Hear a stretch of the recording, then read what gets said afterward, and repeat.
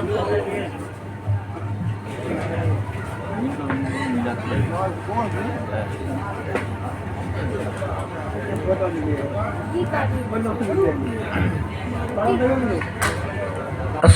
আলাইকুম রাহমাতুল্লাহি ওয়া বারাকাতুহু।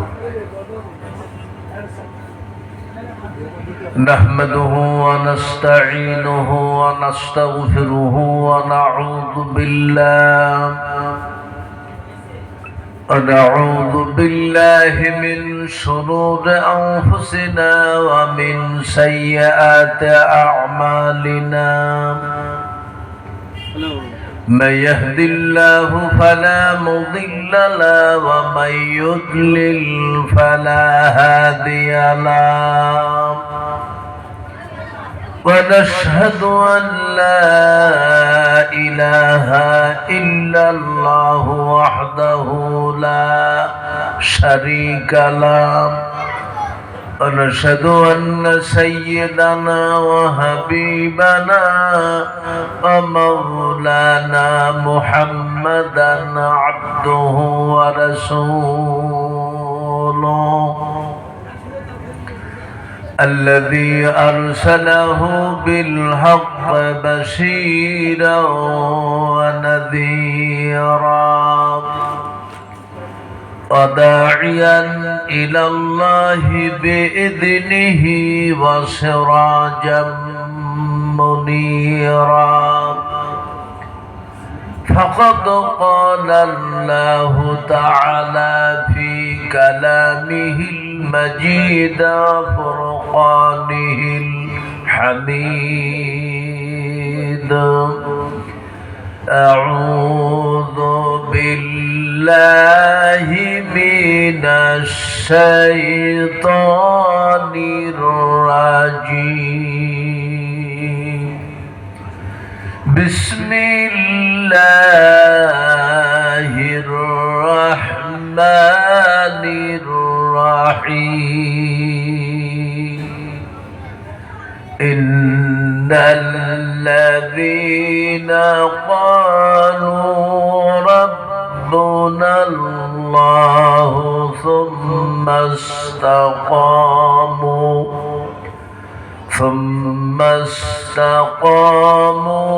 تتنزل عليهم الملائكة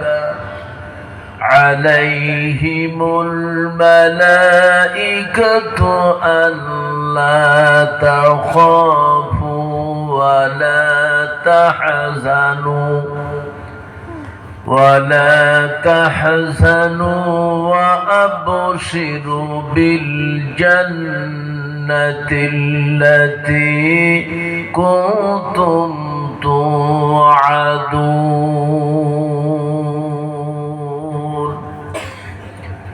إن الله وملائكته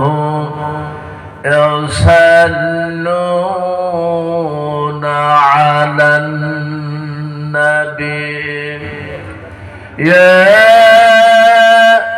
أيها الذين آمنوا صلوا عليه وسلموا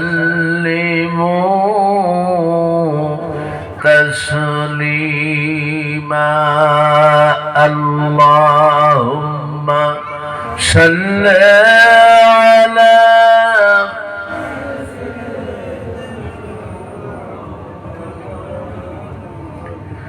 وعلى آل سيدنا مولانا.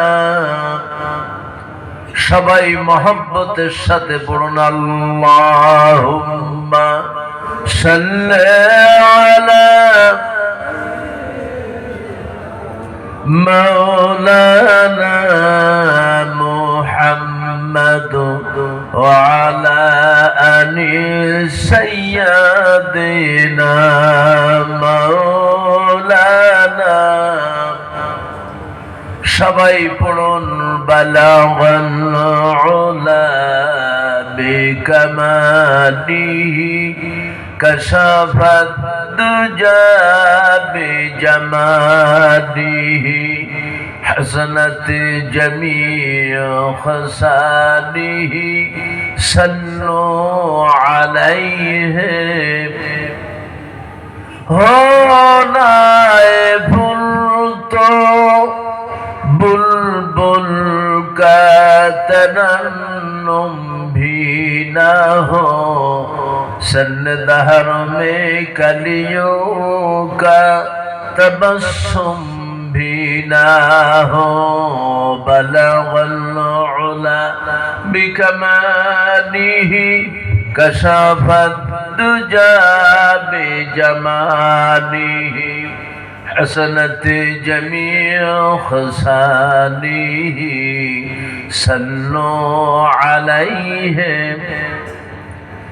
ए तेरी मरज थी कतौलह कलम तक पहुँचा और मेरा जी है मैं तेरे कदम तक पहुँचा बलगल उला बिकमालिही कशफत दुजा बिजमालिही हसनत जमीअ खसालिही सल्लू अलैहि अल्लाहुम्मा आमीन। रब्बना ज़लमना अनफुसना व इन लम तग़फिर लना व तरहमना लनकूनन्ना मिनल खासिरीन। आय अल्लाह ताआला परमदपुर গ্রামবাসী কর্তৃক আয়োজিত বাৎসরিক মাহফিল থেকে কিছু সংখ্যক মুসলমান নরনারী কয়েক মর্তবা দরুদ সালাম পড়ে শাবানের চাঁদে গভীর রজনীতে দুখানা করে হাত তুলেছি। আমাদের দরুদ সালাম টুকুন সোনার মদিনায় নবী পাকের রওজা মুবারকে পৌঁছিয়ে দাও।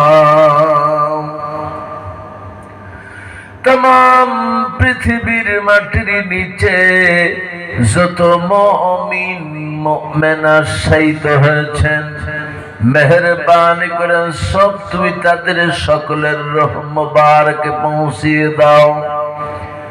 ময়দানে যারা এসেছেন আর এখনো পর্যন্ত আসতে পারেন নাই, অনেকেরই কলিজার টুকরা আব্বা জনম দুঃখিনী মা সারা জীবনের জন্য তিন বানায় কবরে চলে গেছে।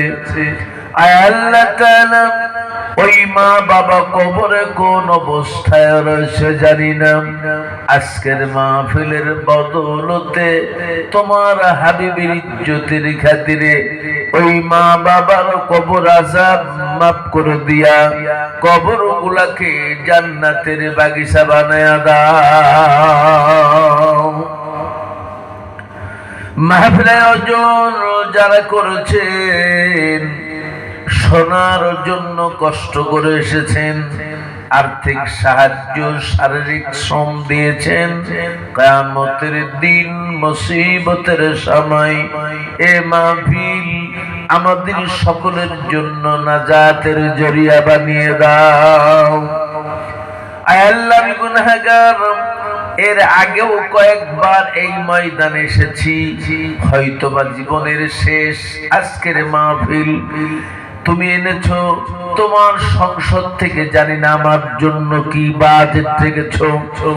অল্প সময়ের জন্য তোমার বান্দা বান্দীদের সামনে কোরআনে হাকিম থেকেই কিছু কথা বলবার তৌফিক দাও। সুবহানা রাব্বিকা রাব্বিল ইজ্জাতি আম্মা ইয়াসিফুন ওয়া সালামুন আলাল মুরসালিন আলহামদুলিল্লাহি রাব্বিল আলামিন। মাহকুলা ইলাহা ইল্লাল্লাহু মুহাম্মাদুর রাসূলুল্লাহ সাল্লাল্লাহু আলাইহি ওয়াসাল্লাম। সকলে বলেন লা لا إله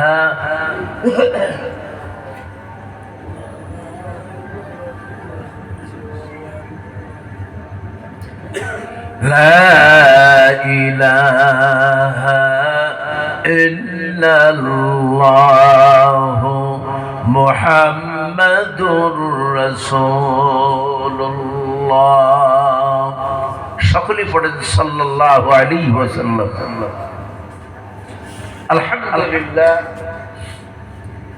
নাহমাদুহু নুসাল্লি আলা রাসূলিহিল কারীম আম্মা বা'দ পরন্দরপুর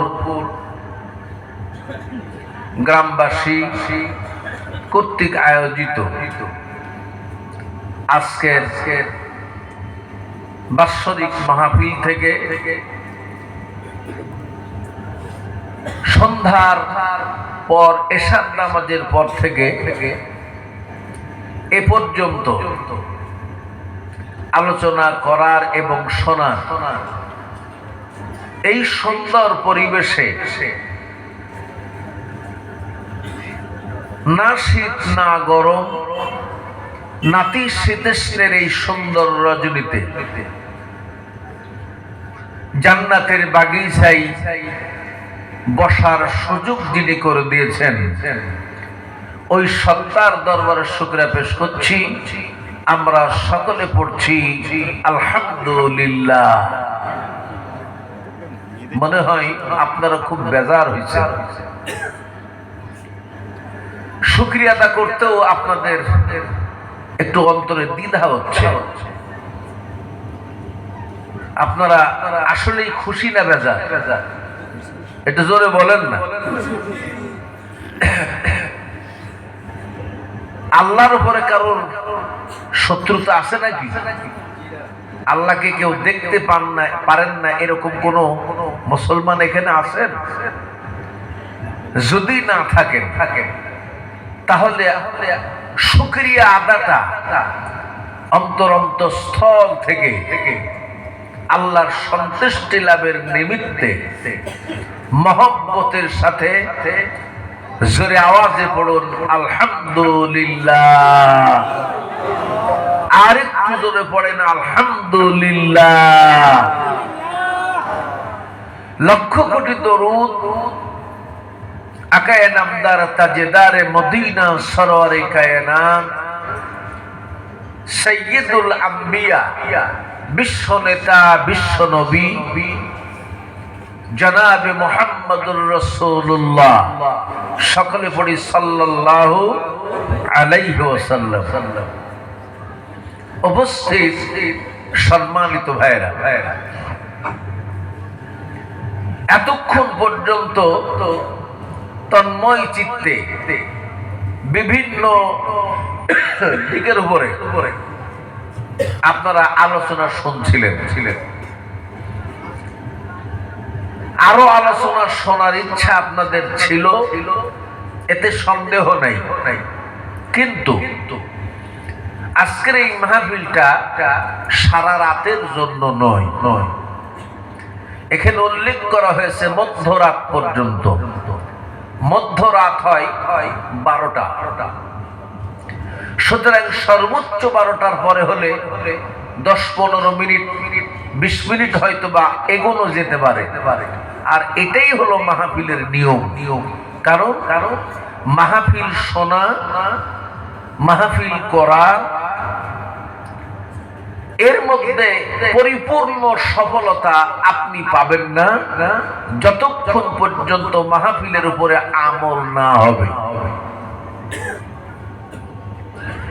আলোচনা শুনলেন, তবরক খাইলেন, বাড়িতে গিয়ে ঘুমালেন, ফজরের নামাজ পড়লেন না। বলুন, এই মাহফিলে আপনারা বাঁচাইতে পারবে? অসম্ভব। কোশ্চিন কালেও আপনি বাঁচতে পারবেন না। সুতরাং আল্লাহ পাক মানুষকে জান্নাত দিবেন, আর জান্নাত দেওয়ার জন্য 2টা শর্ত, পুঁজি 2টার কথা ঘোষণা করেছেন। যেই মানুষের ভেতরে 2টা পুঁজি থাকবে ওই মানুষই কেবলমাত্র শুধুমাত্র একমাত্র আল্লাহর জান্নাতের হকদার হতে পারবে। সেটি কি? আল্লাহ রাব্বুল আলামিন বলেন, ইন্নাল্লাযীনা আমানু ওয়া আমিলুস সলিহাত কানাত লাহুম জান্নাতুল ফিরদাউসি নুজুলা। নিশ্চয় যারা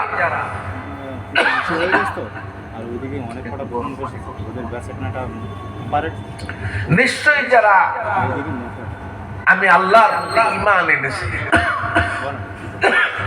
এবং নেক আমল করেছে, জান্নাতুল ফেরদাউসে আমি আল্লাহ তাদের মেহমানদারি করব। জোরে বলেন সুবহানাল্লাহ। এখানে আমরা যারা বসা, আমরা সকলেই আল্লাহর মেহমান হতে চাই, না চাই না? যেরকম চাই কি না? আমরা যারা আল্লাহর মেহমান হতে চাই, অন্তত মুখে হাত তুলবো না, মুখে আওয়াজ দিয়ে বলবো আল্লাহু আকবার, আল্লাহু আকবার। আল্লাহর মেহমান যদি আমরা হতে পারি, try and try that will be must success, তাহলে আমাদের চেষ্টা প্রচেষ্টা সফলতার দ্বার প্রান্তে পৌঁছে যাবে। আর যদি আমরা না পৌঁছাইতে পারি, তাহলে ইহকাল এবং পরকাল আমাদের জন্য বরবাদ হয়ে যাবে।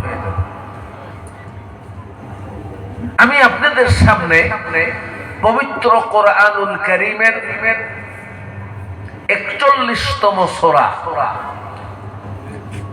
30তম একটি আয়াত আপনাদের সামনে তেলাওয়াত করছি।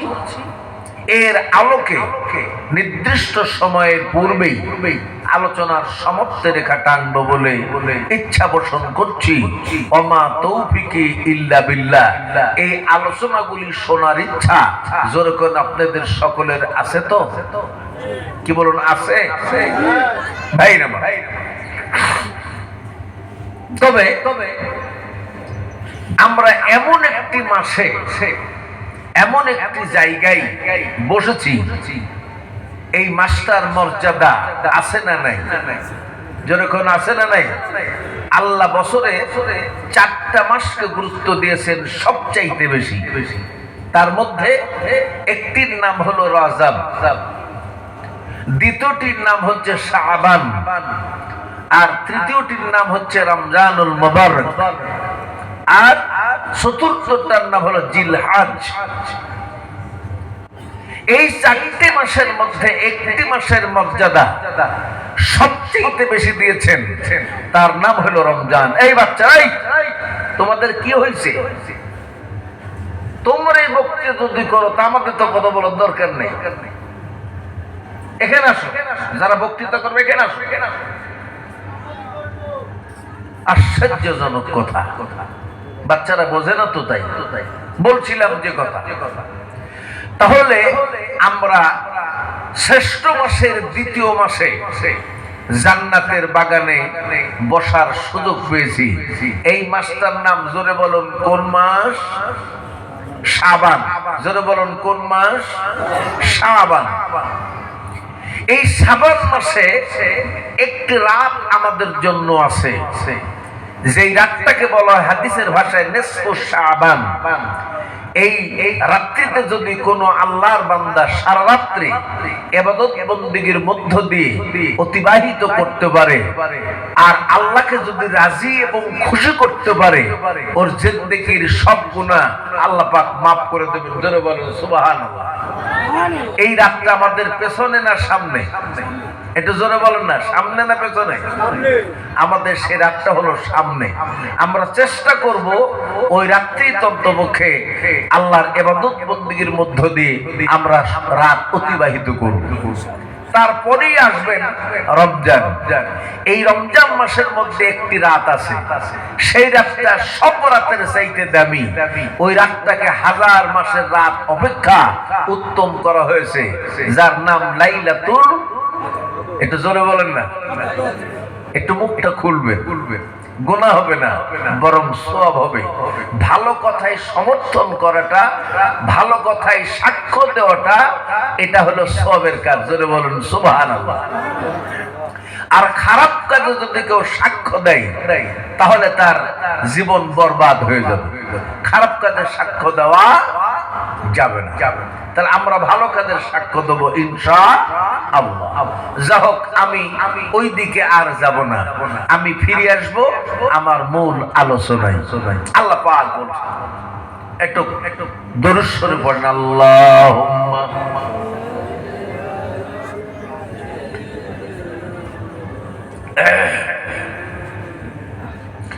وعلى آل سيدنا مولانا। আলহামদুলিল্লাহ। Attention please.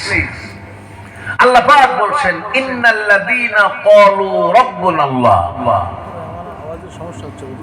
নিশ্চয়ই যারা বলে আমাদের রব হলো আল্লাহ। জোরে কোন, আমাদের রব কে? একটু জোরে বলবেন না? সুম্মাস্তাকামু, এরপর যারা অবিচল থাকে, অনড় থাকে, অটুট থাকে, তাতানাজ্জালু আলাইহিমুল মালাইকা, তাদের সাহায্যের জন্য আসমান থেকে ফেরেশতা অবতীর্ণ হয়। আর তারা বলতে থাকে, আল্লাহ তাখাফ, তোমাদের কোনো ভয় নেই, ওয়ালা তাহজানু, তোমাদের কোনো চিন্তা নেই, ও আবশিরু বিল জান্নাহ, জান্নাতের সুসংবাদ শোনো, তিল্লাতি কুনতুম তুআদুন, যার ওয়াদা করা হয়েছে। জোরে বলেন সুবহানাল্লাহি ওয়া বিহামদিহি। এখানে আমরা আসি প্রথম কথাই, আমাদের রব, জোরে বলেন কে? আল্লাহ। রব শব্দের অর্থ পালনেওয়ালা, প্রতিপালনকারী। আমাদের খাওয়ানো, আমাদের পরানো, আমাদের হায়াত, আমাদের মউত, আমাদের রিজিক, আমাদের দৌলত, আমাদের সম্মান, আমাদের অপমান, আমাদের এক কথাই দুনিয়ার সব কিছু যিনি নিয়ন্ত্রণ করেন, প্রতিপালন করেন, তিনি হচ্ছেন আমার আপনার রব। আল্লাহ ছাড়া আর কেউ রব হতে দাবি করলেও তা কার্যকারী হবে না। কেউ কেউ রব দুনিয়াতে হয়, এটা সাময়িক। যেমন আপনারা চিন্তা করে দেখেন, সন্তান মায়ের দুধ পান করে, এরপরে যতক্ষণ পর্যন্ত সাবালক এবং সাবালিকা কর্মক্ষম না হয়, ইনকাম করার যোগ্যতা অর্জন না করে, ততক্ষণ পর্যন্ত একজনের তত্ত্বাবধানে থাকে। তিনি হচ্ছেন বাড়ির কর্তা, অভিভাবক, পিতা মাতা। এই পিতা মাতা সন্তানকে লালন পালন করেন, তাদের পরিশ্রম করে, কষ্ট করে, অর্জন করে, অর্থ নিয়ে এসে তাদের 3 বেলা 3 মুঠো খাবার জোগাড় করেন, তাদের লেখাপড়ার ব্যবস্থা করেন, তাদের পোশাক আদি প্রদান করেন। এই আরেক অর্থে পিতামাতা অনেক সময় রবের অংশ নিতে চান, কিন্তু সেটা চিরস্থায়ী না। যারা করোনা কি চিরস্থায়ী?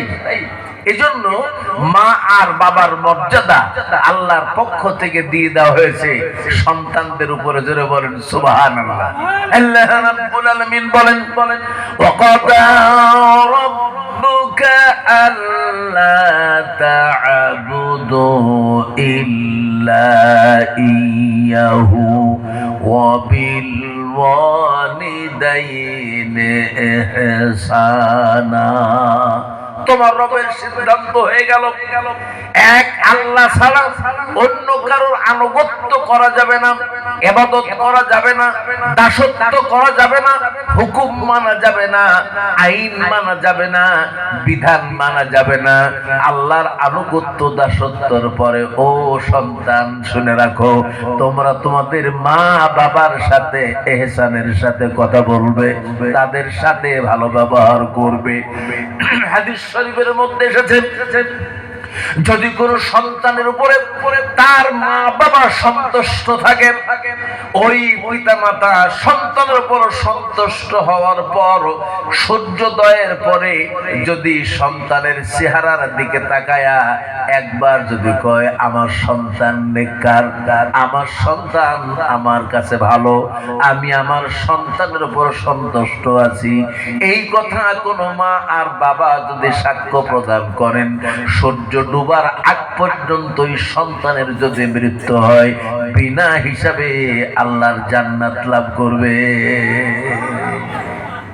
কোন মা বাবা সূর্য ডুবার পরে রাতের শুরুতে যদি সন্তানের উপর সন্তুষ্ট হয়ে সাক্ষ্য প্রদান করে আমি আমার সন্তানের উপর সন্তুষ্ট, আমার কাছে সে সবচাইতে প্রিয়, আমি আমার সন্তানের উপর খুশি রাজি আছি, আমার আল্লাহ রাব্বুল আলামিনের হাবিব বলেন ওই সন্তান যদি সারাটা রাতের মধ্যে সূর্যোদয়ের আগ পর্যন্ত মৃত্যুবরণ করে ওই সন্তানকে বিনা হিসাবে আমার আল্লাহ জান্নাত দান করবে। সন্তান যদি নামাজি হয়, সন্তান যদি রোজাদার হয়, সন্তান যদি দান সদকাকারী হয়, সন্তান যদি পরোপকারী হয়, সন্তান যদি সৎ কাজে আদেশদাতা হয়, অসৎ কাজে বাধা প্রদানকারী হয়, সারা গোটা জীবনটা যদি ইসলামের পথে দ্বীনের পথে উৎসর্গিত হয়, আর ওই সন্তানের উপরে যদি তার বাপ আর মা অসন্তুষ্ট হয়, তার প্রতি যদি রাজি খুশি না থাকে, আল্লাহর নবীজি আমার বলছেন আল্লাহ রাব্বুল আলামিনের পক্ষ থেকে জানাই দেওয়া হয়েছে যেই সন্তানের উপরে তার মা বাবা সন্তুষ্ট না, আমি আল্লাহ আমার রাসূল তার উপর সন্তুষ্ট না। তার জীবনের সকল ইবাদত বন্দেগী, সকল দান সদকা খয়রাত, সকল ভালো কর্মগুলি মাথার আধা দুপুরে নাকের ডগায় ঝুলন্ত অবস্থায় থাকবে যতদিন পর্যন্ত মা বাবা তারে ক্ষমা না করবে ওই সন্তান আল্লাহর জান্নাত লাভ করতে পারবে না। সুতরাং মা বাবা আল্লাহ রাসূলের পরই হলো সন্তানের কাছে মা বাবার গুরুত্ব আছে না নাই?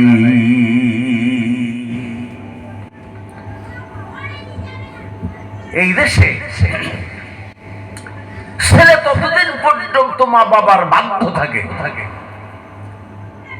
মা বাবার কথা অনুযায়ী চলে যতদিন ছেলের বিবাহ না হয়, পরের মেয়ে ঘরে না আসে। সব মেয়ে এমন তা না, কেউ কেউ আছে এমন বিয়ে করে ঘরে আসলো কয়েকদিন পরেই এমন পুশিং সন্তানের কানের মধ্যে ঢুকিয়ে দিল, মা বাবার প্রতি যে ছেলে এত সন্তুষ্ট, এত আদরের, এত ভালোবাসা, এত বাধ্য, এত অনুগত, সেই সন্তান হঠাৎ করে মা বাবার পরে রূঢ় হয়ে গেল, বাবার সাথে খারাপ ভালো ব্যবহার করে না, মা বাবাকে ভালো দেখতে পারে না, খাইতে দেয় না, মা বাবার থেকে আলাদা হয়ে যায়। এরকম অনেক বাড়ি এই এলাকায় মাশাআল্লাহ মনে হয় নাই, কি বলেন? এরকম আছে? কি বলে আছে? যদি থাকে তাহলে আমি বলবো জেনে রেখে দেন, আপনি শাশুড়ি হয়েছেন আজকে শাশুড়িকে দেখতে পাচ্ছেন না, শ্বশুরকে দেখতে পাচ্ছেন না, আপনি চিরজীবন শাশুড়ির বউ থাকবেন না, আপনিও একদিন শাশুড়ি হবেন না? কি ভাই, হবে না?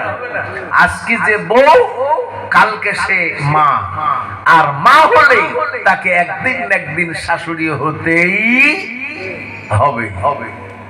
ইংরেজিতে লেখা আছে as you sow so you reap, যেমন কর্ম তার তেমন ফল। আপনি যেমন আপনার শ্বশুর শাশুড়ির সাথে যে ব্যবহার করলেন, আপনি যখন শাশুড়ি হবেন আপনার বেটার বউ ঠিক তার চাইতে খারাপ ব্যবহার করবে, ভালো কখনো করতে পারে না। এই জন্য আপনি চিন্তা ভাবনা করে শ্বশুর শাশুড়ির সাথে ভালো ব্যবহারটা করবেন যাতে আপনার কল্যাণ হয়। কারণ চিরজীবন আপনি এই পৃথিবীতে বাঁচার জন্য আসেন নাই। আমরা যারা এখানে আছি বলুন চিরজীবন বেঁচে থাকবো? যেরকম থাকবো। একটা ঘটনা মনে পড়ে গেল। হযরত আজরাইল আলাইহিস সালাম আসলেন হযরত সুলাইমান আলাইহিস সালামের দরবারে। আসার পরে একটা আল্লাহর পয়গম্বর সুলাইমান আলাইহিস সালামের অনুগত একজন মানুষের দিকে অত্যন্ত খড়গ দৃষ্টিতে, করুণ দৃষ্টিতে অনেকক্ষণ পর্যন্ত তার দিকে তাকিয়ে থাকলেন। যেই লোকটার দিকে তাকিয়ে আছে আজরাইল, আজরাইল তো উনি সে তো চিনতে পারে নাই, কিন্তু চিনছেন কে? হযরতে যখন কে চিনছেন? হযরত সুলাইমান আলাইহিস সালাম চিনতে পেরেছেন। এরপরে দেখেন আজরাইল আর নাই। তাৎক্ষণিক লোকটা এসে বলতেছে আল্লাহর